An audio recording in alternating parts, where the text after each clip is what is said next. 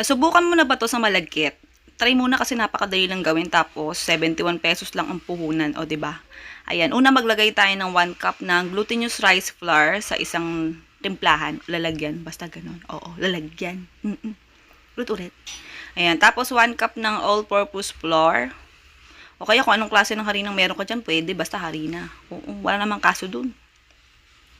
Naglagay din ako ng margarine, oo, mga 2 o 3 kutsara kasi tansya-tansya lang ang ginawa ko diyan, kaya ganun. Oo. Next naman, ito, tubig. Hindi mainit sobra, hindi din mainit, hindi din sobrang lamig, ganun. Lukewarm water, basta nagtatalo yung init at lamig, ganun. Ganun lang. Tapos, haluin mo lang maigi, tapos hanggang sa masahin mo. Yan. Hanggang sa maging mukhang dough. Oo. Sa video na to, sa pinapakita ko sa inyo paghalo, mukha siyang hindi dough. Mukha siyang hindi, minamasa. Ganun.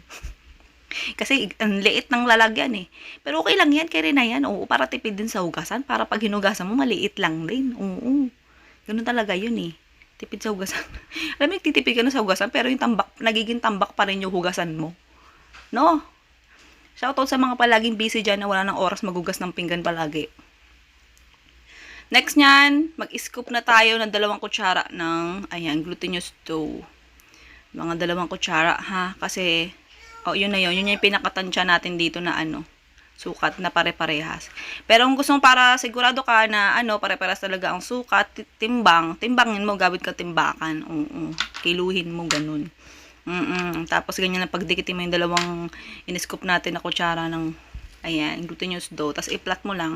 Pagka pinlat mo yung masyado ipaplat yung pinakagitna ha. Kasi para hindi mabutas pagka binalot natin tong ube halaya na palaman.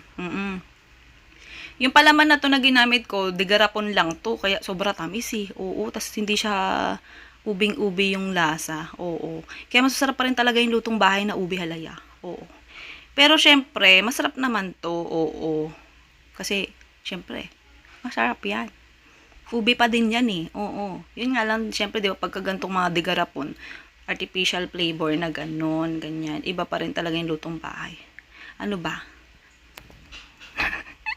Okay, ganyan lang. Depende sa'yo kung gusto mong gayahin yung pagbalot ko, ha? Basta suggestion ko lang sa inyo, mas masarap talaga ang lutong bahay na ube halaya.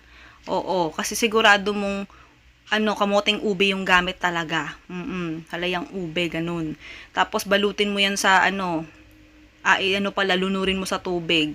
Kailangan eh. Oo, para sigurado nakakapit yung ating breadcrumbs.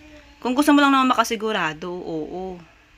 Pero syempre, kailangan talaga kasi nga, ang gulo ko no. O sige, ikaw nang bahala magdesisyon, huwag mo na akong pansinin. Huwag mo na akong pakinggan, magulo eh, di ba? Tignan mo na lang yung ginagawa sa video, huwag mo na lang akong pakinggan, pwede naman. Oo. Yan.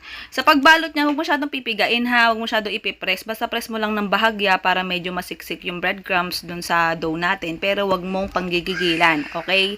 Ang kailangan lang natin medyo masiksik ng bahagya yung breadcrumbs. Oo, kasi puputok yung palaman. Katulad niya may mga sumisilip na ube-ube, oh. 'Di ba? Ayan, tapos pagkatapos nating ibalot-balot 'yan, syempre dapat nagpainit ka na ng mantika. Para diretso ka na, prito, ganun. Pero huwag masyadong malakas ang apoy. Oo. Tapos, kailangan, pagka pinirito mo yan, huwag mo masyadong sobrang golden brown. Ay, ganyan lang dapat yung apoy ha. Oo, huwag kang manggigil sa apoy. Baka may maging makunat ng sobra yan, sisihin mo pa ako. Ayan. Kung kaya mong lutuin yan ng mas light pa dito na luto, ganun gawin mo. Basta light golden brown lang. Huwag mo masyadong i-golden brown ng sobra-sobra. Oo. Huwag ka masyadong manggigil. Parang tanga po. Tatawa sa Esha sa tabi ko. Ayan, basta ganun, oo, kasi ang malagkit, pag pinirito mo kasi ng ganyan, kapag nasobrahan sa prito, magiging matigas, magiging sobrang kunat, iba yung kunat niya matigas, oo, yun naman, yun, ganun yun, oo, yun yung disadvantage ng malagkit. Okay, pag naprito na natin, di ko lang kung naintindihan mo makapag-voice over ko ha, oo, feeling ko tama talaga yung nagko-comment na ibang gulo kong magturo eh. Ganun talaga, pagka okay ang buhay mo, dito ka pumunta para gumulo, alam mo na.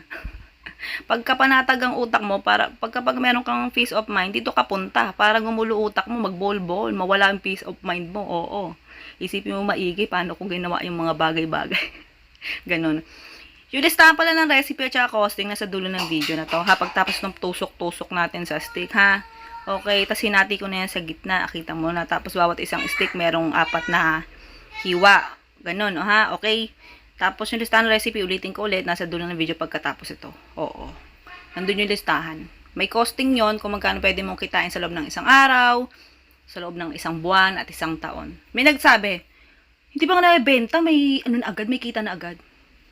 Pag nagnegosyo ka, ganun talaga, kailangan alam mo kung paano ibibenta, alam mo kung magkano dapat kikitain mo, kung magkano agad tutubuin mo sa tinitinda mo. Syempre dapat bago ka magtinda, gagawin mo, magko-costing ka muna para malaman mo kung magkano pwede mo itinda yan. Oo. Kasi syempre, pagka nalaman mo kung magkano itinda yan, dapat alam mo na kung magkano kikitain mo, ganun. Oo. Ay, ingin ng anak ko, sige na, love you.